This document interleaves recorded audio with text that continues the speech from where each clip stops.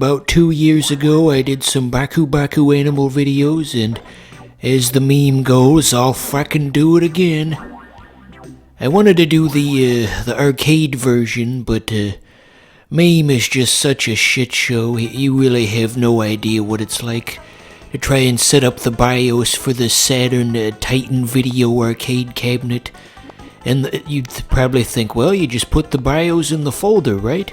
Wrong. You see, the BIOS is split up into 7 different files, and they don't give you all of them outright, and you have to track each of them down manually. It's giving me a flashback to when I set up EPSXE back in the day. You had to track down all of those plugins. Here's something for you to think about.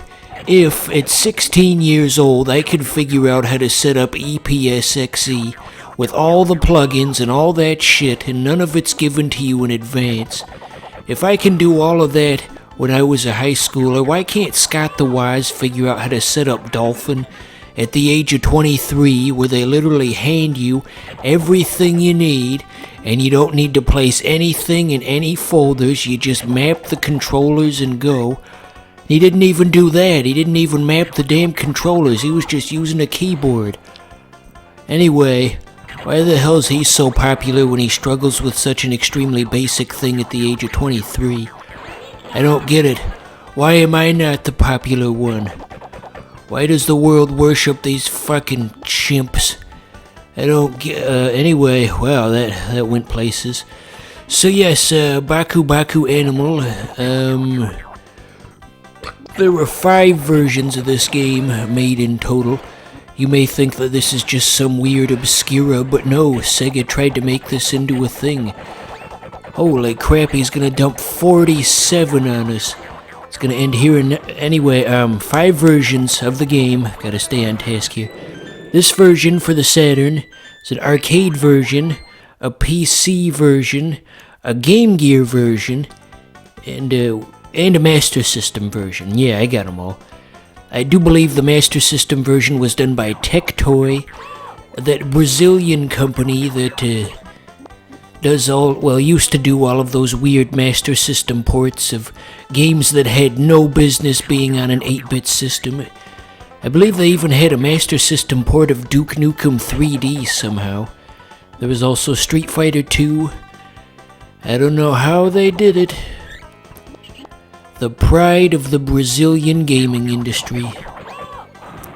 You know, you think Brazil seemed to be coming up in the 80s as far as being a gaming powerhouse. They had Tectoy, and that was a promising studio, and now here we are 30 years later, and nothing ever really came of it. Wonder why that is. You know, I've always been kind of fascinated by this character in the middle of the screen right now, Gallopy. He looks a bit too over-designed for this simple puzzle game. He almost looks like he was supposed to be the main character in some different game that got cancelled or something. I mean, he's got like the G on his stomach indicating the first letter of his name. He looks too iconic to just be the level 1 enemy from Baku Animal. What was he originally intended for? Because there were a lot of cancelled Sega Saturn games, that there's a good possibility they were going to do more with this character. I found a good video once on the top 100 cancelled Sega Saturn games. Sorry if my speech is starting to stammer a little. My boost bar is kicking in and my brain is shutting down. Anyway, top 100 cancelled Sega Saturn games, and they were going to have a Clockwork Knight chess game, I think. That could have been fun. Maybe it could have saved Clockwork Knight from falling into mascot purgatory and being forgotten forever, along the likes of Gex and Rayman, and Ty the Tasmanian Tiger, and Blinks, and Gary Blinks. Wait, what the hell's the name of that fitness guy who does the 1, 2, 1, 2, 3, 4? I don't know. I'm not thinking clearly. He's not a mascot platformer from a video game. Why would I even say that? Fuck. What was I getting to? So yeah, do you think Gallopy was originally gonna be a character from another game? Think about it, as the lady from the end segment of JJ the Jet Plane says. Remember that? At the end of every episode of JJ the Jet Plane, the lady would give the viewer some kind of factual information and say, think about it. And then many years later, that was the inspiration for Made You Think and Great the Show. I'm probably one of maybe 5 people who knows that connection. This is some true obscura we're getting into now. I wish they still made it new episodes of Great the Show. Yukino Joe's a talented guy, and now he's just hucking NFTs.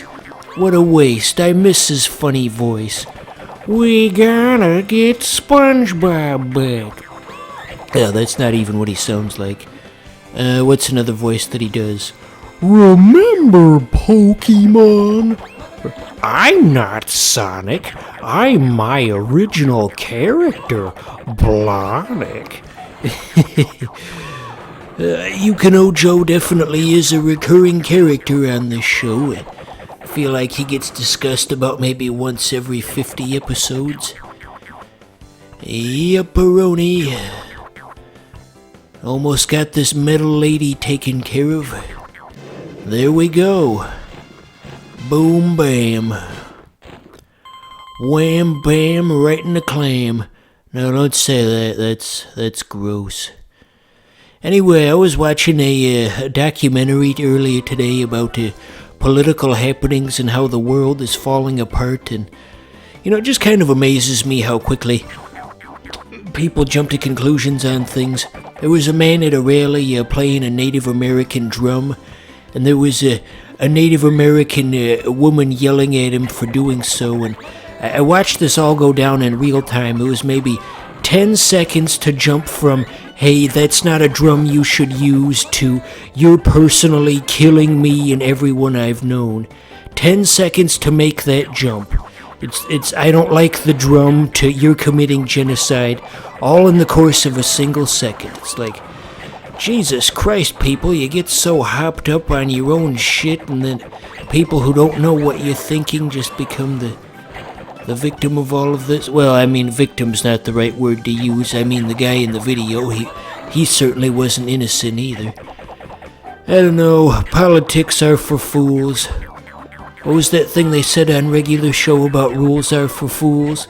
Rules are for fools and you are covered in drool.